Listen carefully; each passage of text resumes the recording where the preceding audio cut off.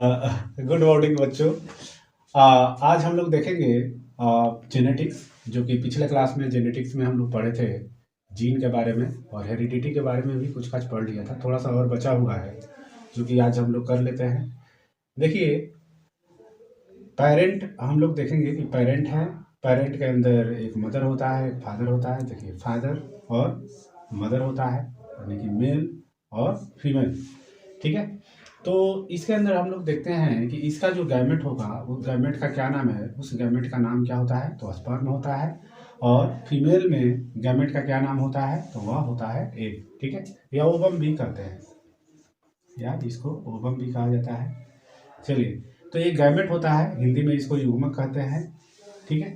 तो यह जो होता है, इसके अंदर क्रोमोसोम का संख्या कितना होता है, तो 23 होता है। इसके अंदर भी क्रोमोसोम का संख्या कितना होता है, तो 23 होता है। ठीक है। तो हमने अब क्या इसमें सीखना है कि अब क्या करेंगे हम लोग कि इसमें से एक क्रोमोसोम को लेकर यहाँ पे देखते हैं। एक क्रोमोसोम यहाँ पे लाया। ठीक है। इस क्रोमोसोम में हम लोग देखेंगे कि क्रोमोसोम में क्या है। यहाँ पे एक जीन है। ठीक है। यहाँ पे क्रोमोसोम में क्या है, एक जीन है। और इस क्रोमोसोम में भी क्या है, एक जीन है। ठीक है, बहुत सारा जीन होता है। और मैं क्या किया हूँ, एक ही जीन लिया हूँ। यहाँ पे एक ही जीन लेकर पढ़ेंगे इसको। तो एक जीन जो है, यह जीन कोई ना कोई कैरेक्टर रखा होगा, कोई ना कोई कैरेक्टर रखा होगा। हाइट का कैरेक्टर रखा होगा, या कोई कलर का कैरेक्टर रखा होगा, या बहुत सारा बॉडी के अंदर कैरेक्टर होता है, उस कैरेक्टर को यह कैरी कर रहा होगा। ठीक है। तो यहाँ पे लिख भी दिया है कि कैरी कैरेक्टर। ठीक है। तो अब देखिए क्या होता है कि यह डिफरेंट है। यहाँ पे लिख दिए हैं 2 डिफरेंट गैमेट सेल। यहाँ पे क्या है, दोनों अलग अलग गैमेट सेल है। यहाँ पे स्पर्म है और यहाँ पे क्या है, एग है। ठीक है। अब फर्टिलाइजेशन होता है, निषेचन होता है। और फर्टिलाइजेशन के बाद क्या होता है, फर्टिलाइजेशन के बाद इसमें जितना सारा क्रोमोसोम रहेगा, वह दोनों क्या होगा, आपस में पेयर बना लेगा। ठीक है। और यह पेयर कहाँ पे बनता है, तो एग के अंदर पेयर बनता है। पेयर कहाँ पे बनता है, तो एक के अंदर बनता है। और एक के अंदर पेयर बना लेगा, यानी कि यह जीन जो है इस जीन के साथ पेयर बना लेगा। इस जीन के पास जो कैरेक्टर था, ठीक है, वह किसके साथ पेयर बनाएगा, तो इस जीन के साथ जो कैरेक्टर है उसके साथ पेयर बना लेगा। तो चलिए, यहाँ पे क्या है, ये पेयर बना लिया। और क्रोमोसोम का जो ये पेयर बन जाएगा, इस तरह से यह पेयर बन जाएगा। तो यह पेयर कहाँ बन रहा है, एक सेल के अंदर बन रहा है। एक सेल बन गया, पहले 2 सेल था, अब कितना सेल बन गया, तो एक ही सेल बन गया। और इस सेल को हम लोग बोलेंगे क्या चीज, जाइगोट। इसको क्या बोलेंगे, जाइगोट। तो यहाँ से इस जाइगोट के अंदर कहाँ कहाँ से कैरेक्टर आ रहा है, तो फादर से भी आ रहा है और मदर से भी आ रहा है, दोनों से कैरेक्टर आ रहा है। ठीक है। तो इसके अंदर यानी जो बेबी बनेगा, इस बेबी के अंदर दोनों का लक्षण, दोनों का जो कैरेक्टर है वह दिखाई देगा। इस बेबी के अंदर जो बेबी बनेगा, उस बेबी के अंदर फादर का भी कैरेक्टर और मदर का भी कैरेक्टर दिखाई दे सकता है। ठीक है। कभी कभी ऐसा भी होता है कि मदर का कैरेक्टर कम दिखाई देता है और फादर का ज़्यादा दिखाई देता है। और कभी ऐसा भी होता है कि फादर का कैरेक्टर कम दिखाई देता है और मदर का ज़्यादा दिखाई देता है। जैसे आपने सुना होगा, किसी बच्चे का अगर जन्म होता है, तो उसके आसपास उसके पड़ोसी वो लोग कहते हैं, क्या कहते हैं कि इसका आँख जो है इसके पापा जैसा गया है। ठीक है। या इसके मम्मी जैसा गया है। ठीक है। तो यह चीज़ हम लोगों को देखने को मिलता है। हाइट भी जो होता है वह भी मम्मी जैसा जा सकता है या पापा जैसे जा सकता है। ठीक है। तो यहाँ पे अब हम लोग समझेंगे। देखिए, जाइगोट जो है, जाइगोट ग्रो कहाँ पे होता है, तो जाइगोट ग्रो कहाँ पे होगा, तो यूट्रस के अंदर। ठीक है। जाइगोट जो है वह ग्रो कहाँ पे करेगा, तो यूट्रस के अंदर। धीरे धीरे उसमें क्या होगा कि डिवीजन होगा, सेल डिवीजन होगा। और कौन सा सेल डिवीजन होता है जाइगोट के अंदर, तो माइटोसिस डिवीजन होता है। ठीक है।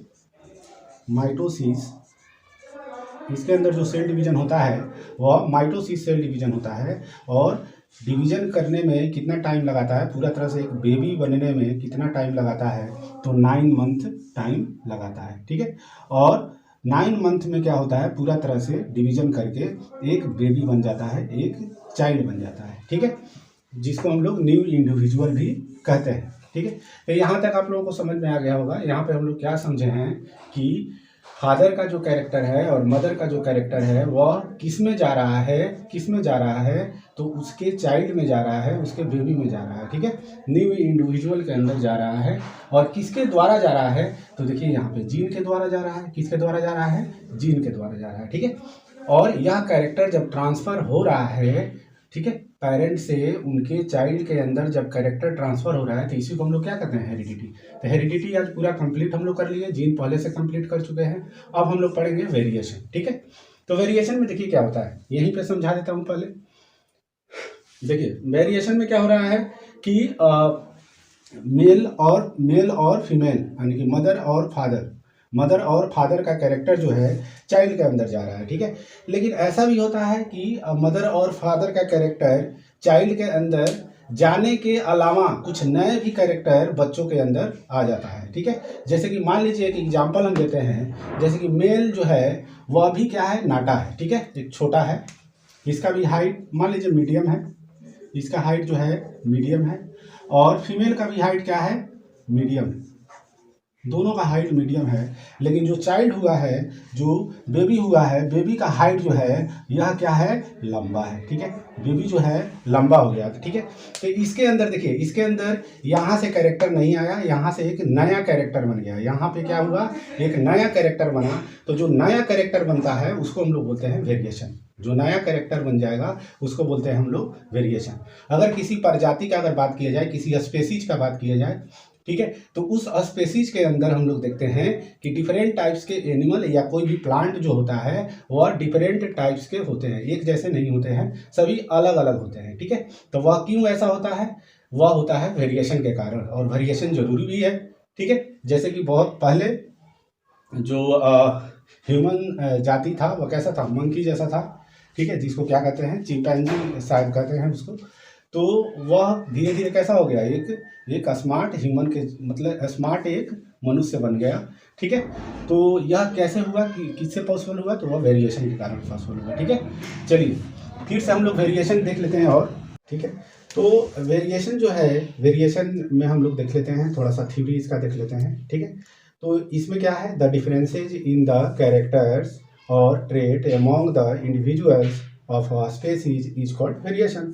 यानी कि किसी भी जाति या प्रजाति की अगर बात किया जाए, किसी एनिमल का अगर प्रजाति है, बहुत सारे उसमें एनिमल हैं, एक ही प्रजाति के एनिमल्स हैं, यानी कि बहुत सारे टाइगर्स हैं मान लीजिए, ठीक है। तो उस टाइगर्स के अंदर कोई टाइगर्स जो होता है उसके अंदर जो कैरेक्टर होता है दूसरे टाइगर से थोड़ा सा भिन्न होता है, ठीक है। तो ये देखने को मिलता है। अगर मनुष्य का बात किया जाए तो बहुत सारे मनुष्य हैं, सभी एक जैसे तो है नहीं, ठीक है, सभी अलग अलग होते हैं, ठीक है। सभी क्या होते हैं, अलग अलग होते हैं, उनका जो फेस होता है, फेस भी अलग अलग होता है, हाइट भी अलग अलग होता है, ठीक है। तो यह चीज़ जो डिफरेंसेज हम लोग देख रहे हैं, उस जाति के अंदर जो डिफरेंसेज दिखाई देता है उसी को हम लोग कहते हैं वेरिएशन। क्या कहते हैं, वेरिएशन। आपको ये नीचे एग्जाम्पल भी दिया हुआ है, हिंदी में भी लिख दिया है, एक प्रजाति के व्यक्तियों के बीच गुणों या लक्षणों के अंतर को भिन्नता कहा जाता है, ठीक है।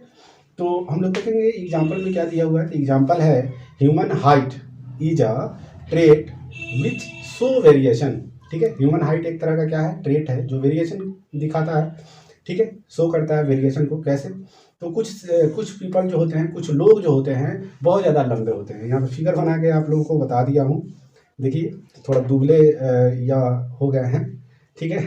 चलिए, तो यह एक लंबा ह्यूमन है, ठीक है, बहुत टॉल ह्यूमन है। कोई अगर स्पेसीज का बात किया जाए, एक जाति है, ह्यूमन का एक जाति है, बहुत सारे पीपल हैं यहाँ पे, बहुत सारे लोग हैं। उनमें क्या है, एक लंबा आदमी है, एक उससे छोटा है, उससे भी एक छोटा है यानी कि मीडियम है, और उससे एक क्या है, बहुत छोटा है यानी कि नाटा है। तो यह क्या कहलाएगा, वेरिएशन कहलाएगा, ठीक है। सभी एक जैसे तो है नहीं, सबका हाइट क्या है, अलग अलग है। तो हाइट का अलग अलग होना या एक तरह का वेरिएशन कहलाता है, ठीक है। एक और है, बहुत इम्पोर्टेंट यह दिया हुआ है, एक टॉपिक है ईयरलोब। आपके बुक में भी होगा, एनसीईआरटी बुक में भी दिया हुआ है, एस चांद बुक में भी दिया हुआ है, तो आप लोग देख लेना वहाँ से। ईयरलोब जो होता है, देखिए ईयरलोब किसको कहते हैं, तो कान का ये नीचे वाला जो पार्ट जो होता है ना, इसको लोब कहा जाता है, ठीक है। कान का जो नीचे वाला पार्ट, जो ईयर का जो नीचे वाला पार्ट होता है उसको लोब कहा जाता है। तो किसी का घर में ही देख लेना, या अपने रिलेटिव या दोस्तों दोस्तों का भी देख सकते हो तुम लोग कि उनका ईयर लोब किसी ना किसी का नीचे की तरफ ऐसे झुका हुआ रहता है और किसी का क्या होता है ऊपर की तरफ अटैच होता है। ठीक है, तो यह ईयर लोब जो होता है नीचे की तरफ झुका हुआ रहेगा तो उसको हम लोग कहेंगे कि फ्री ईयर लोब है, और ऊपर की तरफ जब रहेगा तो इसको हम लोग बोलेंगे कि अटैच्ड ईयर लोब है। ठीक है, तो यह भी चीज़ देखने को मिलता है। ठीक है, तो जितने सारे अगर ह्यूमन हैं उनमें एक जैसा किसी का भी ईयर लोब नहीं होता है, कुछ ना कुछ डिफरेंसेज जरूर होते हैं। ठीक है, तो यह जो डिफरेंसेज है इसी को हम लोग बोलते हैं वेरिएशन। वेरिएशन का मतलब यही होता है डिफरेंसेज। ठीक है, और इसको हिंदी में बोलते भी हैं भिन्नता, भिन्नता को डिफरेंसेज ही कहेंगे। ठीक है, तो आज हम लोग कल पढ़ेंगे मेंडल का जो एक्सपेरिमेंट मेंडल ने किया था। किसके ऊपर एक्सपेरिमेंट किया था? तो गार्डन पी प्लांट के ऊपर एक्सपेरिमेंट किया था, उसको हम लोग पढ़ेंगे। और उसके अंदर हम लोग पढ़ेंगे डाई हाइब्रिड और मोनोहाइब्रिड। ठीक है, मोनोहाइब्रिड और डाई हाइब्रिड पढ़ेंगे। और एक और चीज़ है एलिलील भी कल पढ़ाऊंगा, अगले क्लास में पढ़ाऊंगा। ठीक है, एलिलील पढ़ना है। फिर एक और टॉपिक आता है होमोजाइगस, और फिर एक और आता है हेट्रोजाइगस। ये सारा चीज़ जब मेंडल एक्सपेरिमेंट स्टार्ट करेंगे कल से तो पढ़ाया जाएगा। Thank you.